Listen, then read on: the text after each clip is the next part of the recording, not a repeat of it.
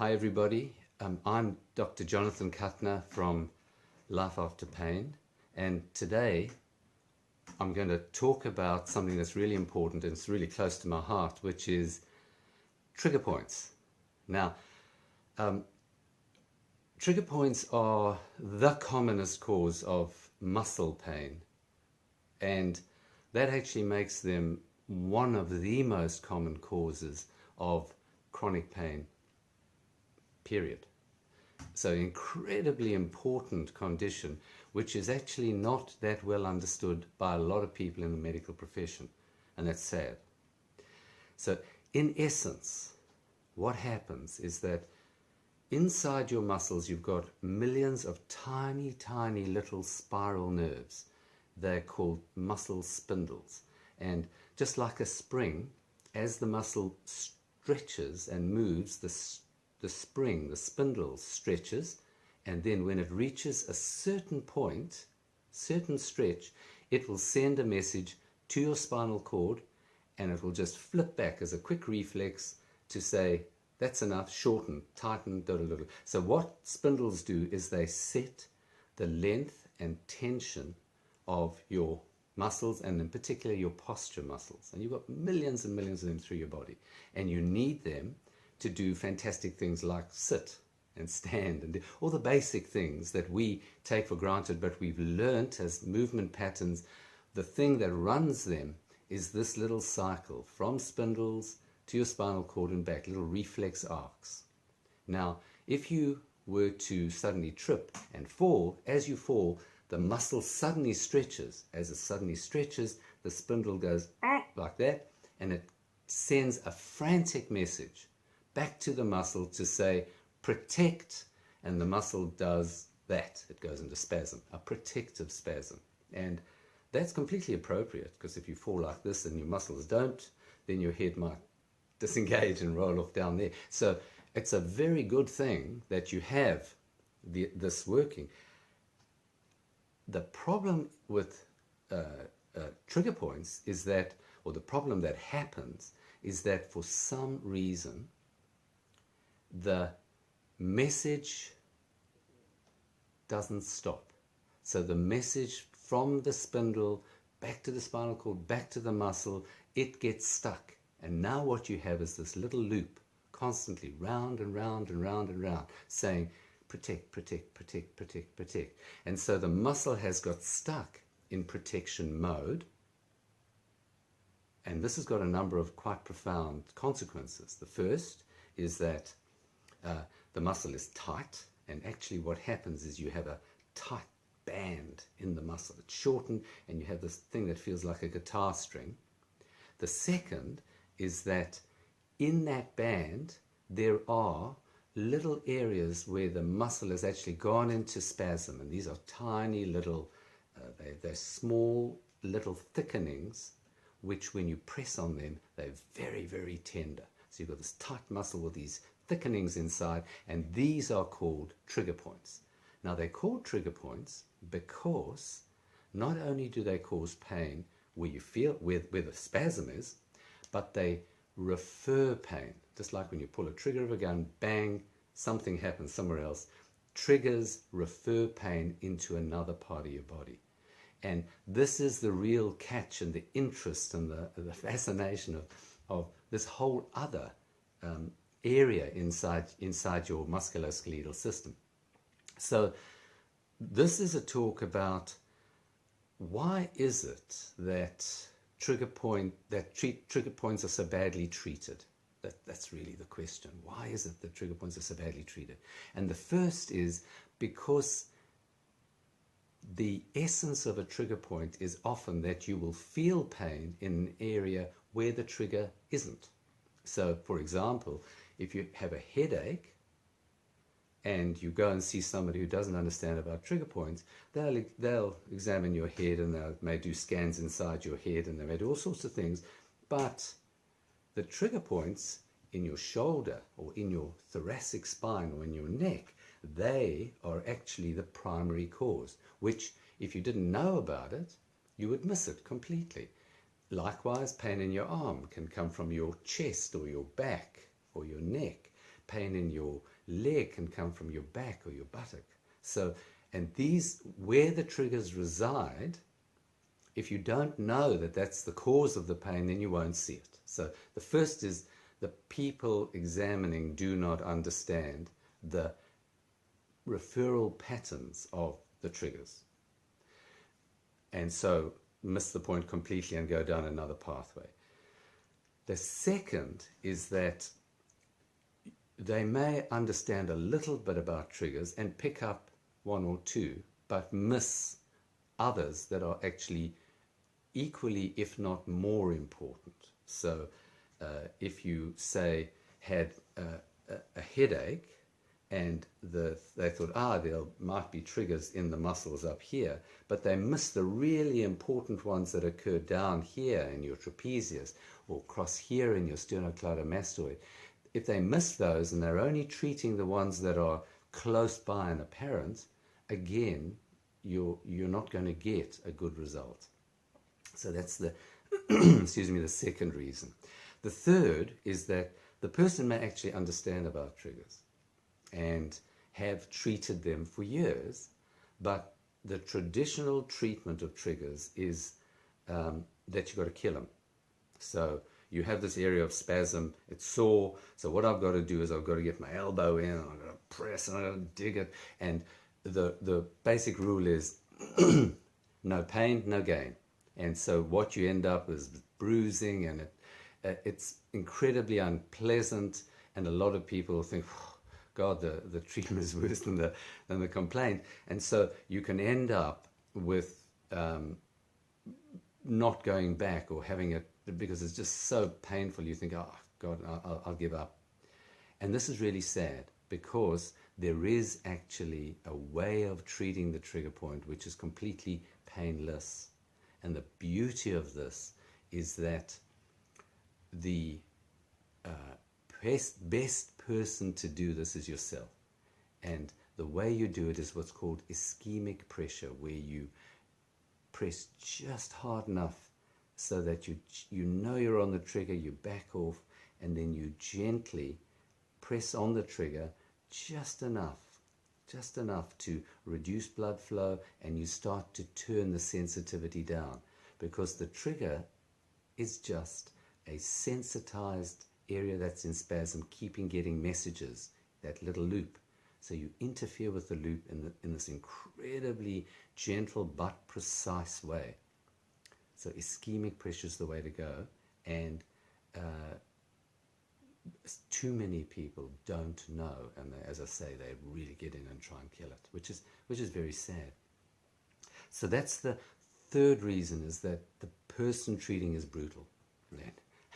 We don't like that. And the fourth reason is that in the beginning, remember how I described how the muscle itself has part of the message of protection is that the muscle goes into spasm, and you get this thin band, and the muscle's shortened. Now, if all you do is turn off the trigger by whatever means, and that's it, you haven't actually turned off the whole process, because the next thing that you need to do is you need to stretch the muscle back to its normal length. And again, and this is, people might do that, but what they do is they just pull, you do your stretch, you have to bounce, and there are all these weird things that have come up over the years in different, often from sporting background. When you bounce, each time you bounce to try and stretch a muscle, you're actually turning on the stretch receptors. So it doesn't make any sense. If you really force against it, you're turning on the receptors. So there is a very special way, using a neuromuscular technique, using breathing and using the beautiful little cycles that we have in our body for relaxation, so that you keep sending a message. So you stretch and you breathe, and you just gently, you're sending a message to the muscle, to the trigger, to say, chill out, it's okay. And in doing this treatment with breathing and stretching, you are also turning on a mind-body process, which is super powerful. So that's the fourth reason why people, when they're treated, do not get the benefit that they should. Now there's a fifth reason, which is at the end, if you put heat on, local heat, it gives an added benefit. So now what we have is gentle self-treatment, hands-on, or using instruments to get to, like the Theracane or the hand knob, the knobber or back knobber. There's a whole lot of instruments that you can use, but using the principle of ischemic pressure, very gentle, very specific, picking up all those triggers, not missing the ones that are really important, stretching out to length in a very, very relaxed way, putting heat afterwards. So all of those are very, very important. And if you do that, then a lot of the triggers will just melt away. But, and this is the last, not most important, this is the last very important part of this talk, which is that often you may do everything right, and you find that you feel fantastic for a day or 2 days, and then the pain comes back and your trigger comes back, and you think, oh my God, and you treat again and again and again, and what happens is it keeps coming back. And so the question here is why, what's happening? And there are really two main reasons why the trigger points keep coming back. And the first is that the trigger point is secondary to an inflamed or damaged, basically grumpy joint. So if you have, let's say it's your hip joint, and your hip joint is really worn and damaged, it will send messages to the buttock muscles and the thigh muscles to say protect. Those messages will be felt as triggers. If you treat those triggers, you will feel better, but the primary problem is that the hip joint is actually damaged and it needs to be addressed. Otherwise the triggers will keep coming back. Treating them will give you symptomatic relief, but won't take the primary problem away. That's the first reason. The second reason is that trigger points are an external manifestation of central sensitization. Now that's a big sentence, and what that means is that if your pain system is malfunctioning, which happens very, very often in chronic pain, if your pain system is malfunctioning, it will send messages to the muscles to say, hey, we need protection. Now your pain system is from your brain down to your spinal cord. It can have malfunctions where amplifiers get turned on in many levels from your brain down your spinal cord. And when those amplifiers are turned on, they then send amplified messages down to the muscle, to the little spindles, to say, this is danger, we've got to protect. And so you may treat the trigger, which will help, but the underlying sensitization problem remains, and it then turns back on. It says, well, yeah, okay, but still there's danger. So what you have to do there is actually address your pain system, which we teach as well. So this is the essence of what successful or unsuccessful, why people, when they treat triggers, don't get better. All these 5 or 6 reasons that I've discussed. And the cool thing about them all is that there are solutions. And if you follow the solutions that we teach in Life After Pain, you will find much, much greater success in treating this incredibly important cause of chronic pain. And as I said, most common cause of chronic muscle pain, and making it really one of the commonest causes of chronic pain in the whole world. Okay, cool. So I if anybody has any questions, I'll be really, really happy to take them. And what they do is on this is that if you type in, the questions come up on my screen. I've got a note from Nicola from Italy. Hello, and she said audio is good in Italy. I think this is amazing technology. So I've got a question from Virginia, and she says, should I treat triggers several times a day? Actually, you shouldn't need to if you're addressing the whole problem properly. And so that's the bigger issue. So sometimes there are, I didn't mention, there are other factors. It might be that you have triggers, say, in your neck, which are related to sitting down at work, which is stressful in front of a word processor, and as you start doing that, bang, the triggers turn on. Under those circumstances, yes, you can treat them as often as they need to be. So if you're feeling, you think, my shoulders are hurting, then you can get in and do a gentle ischemic pressure. You can do your stretches, you get up and move around, you do all the other things, focus on your posture, use of body and breathing. All of these things are very important. And yes, you may need to treat your triggers under those circumstances, but normally you just need to do it once a day. And if you're gentle, you can't really overdo it. So kind of more is better, but you need to be realistic. Any other questions?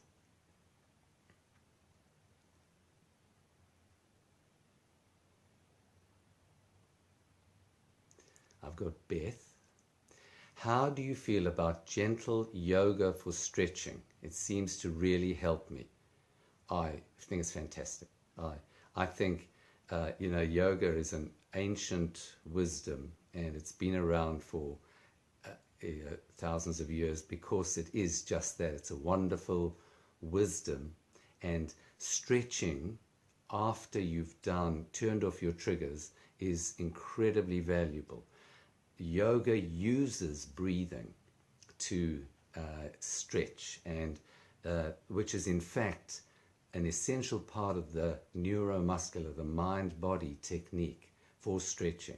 So, and Virginia's asked, stretching after is key? Yes. Yeah, stretching is key. If you turn the trigger off, excuse me, I'm going to cough.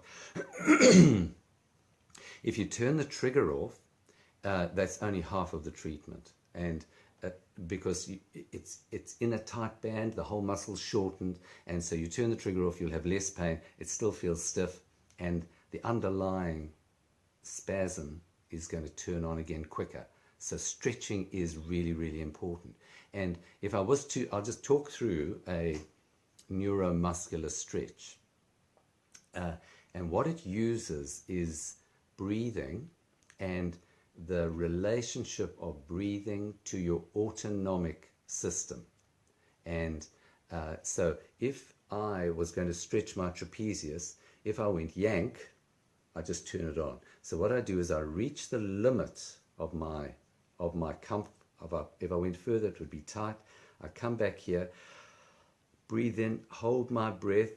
As I hold my breath for the count of 6, I'm sending a message to the muscle to say, tense up, but it's not enough to turn the trigger on.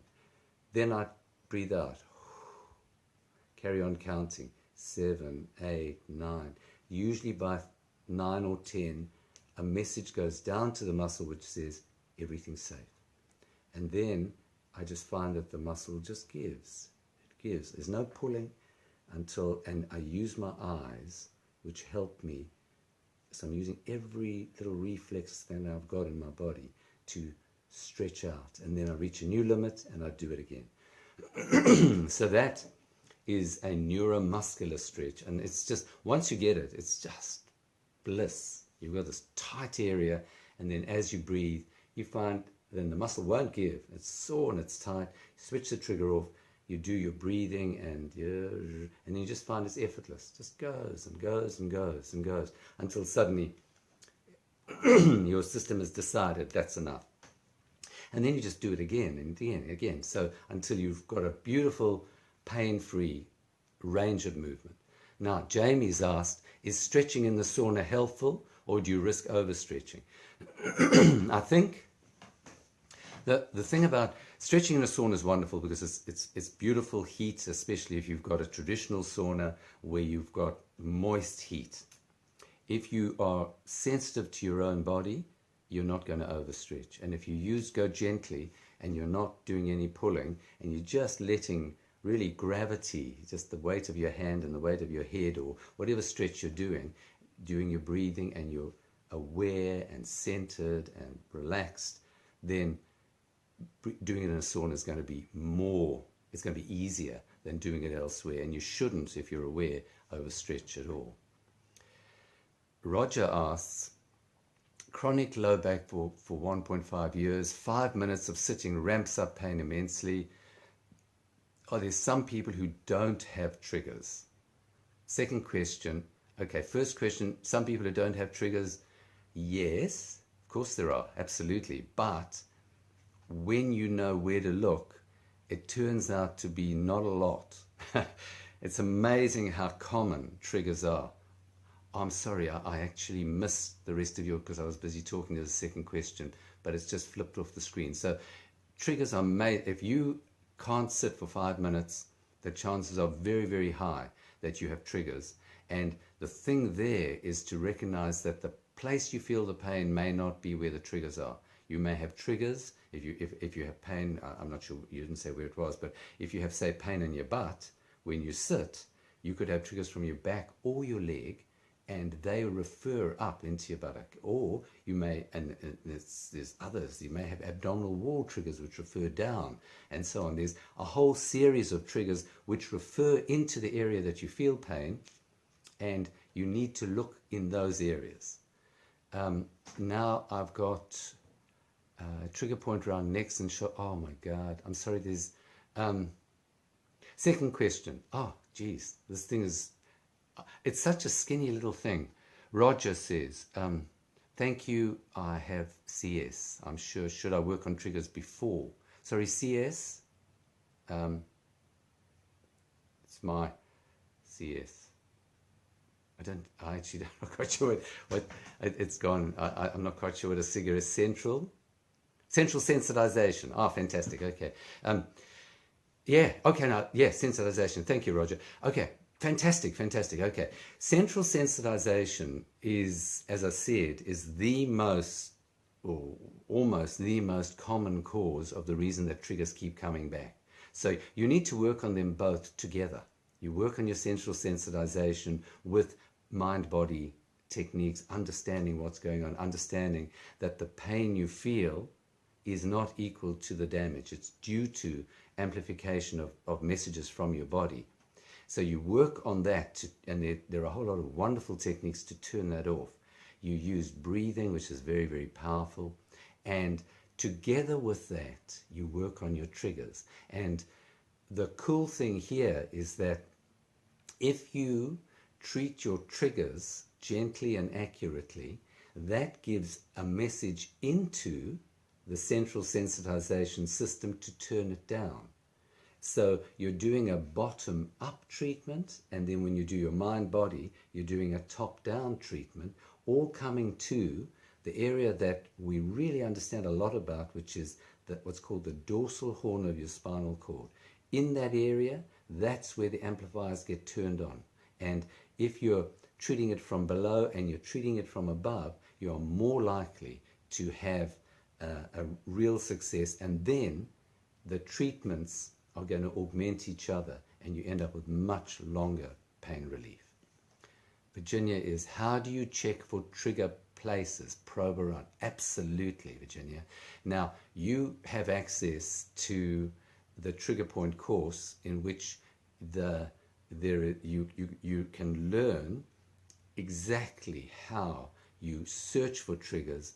And there is a wonderful, on Life After Pain, there's a trigger point finder, which shows you that if you have pain in this area, these are the muscles, and as you go over it, the muscle will come up and the triggers will come up. And in the course, you can then go into much greater detail and learn all about the muscle, where the triggers are, how they are turned on, how you turn them off, and how you then stretch the muscle, because each muscle has its own rules. And so it's a whole amazing, beautiful subject on its own.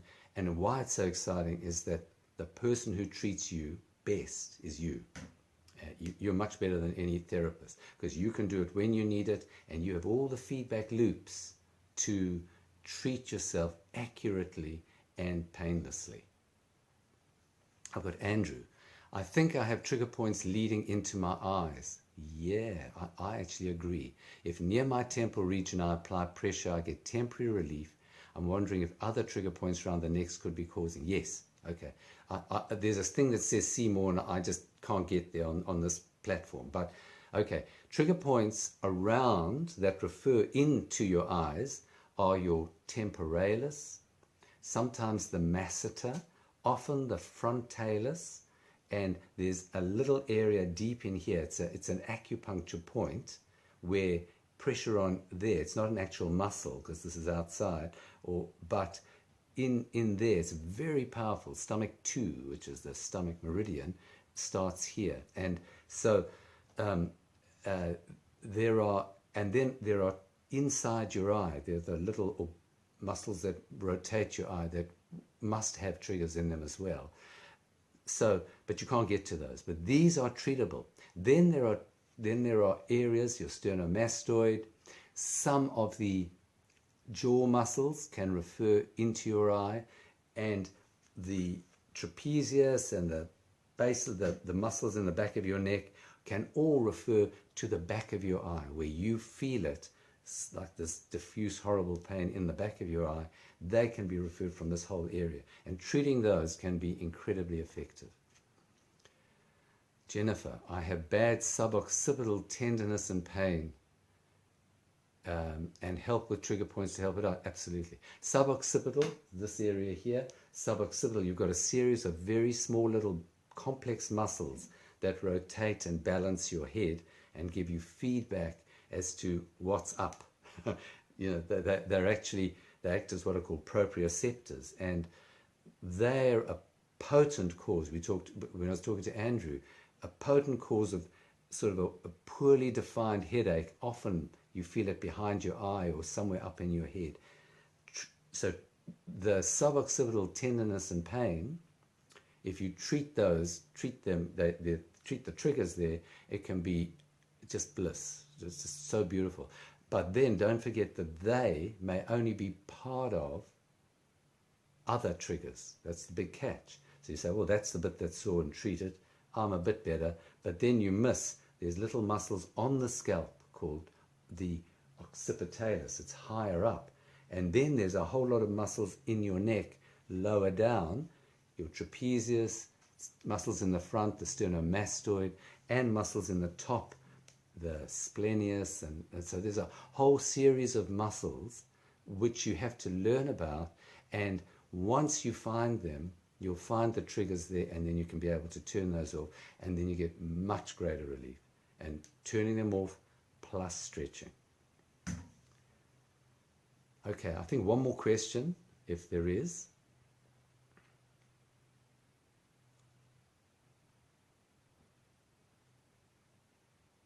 Great, okay.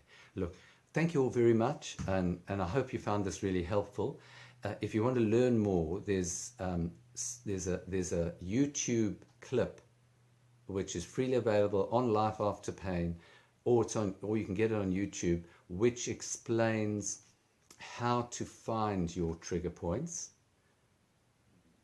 Thank you, everybody. And if you really want to get into it, there's a course that we sell which is really comprehensive, and there's also the trigger point finder which you can use, and the trigger point finder is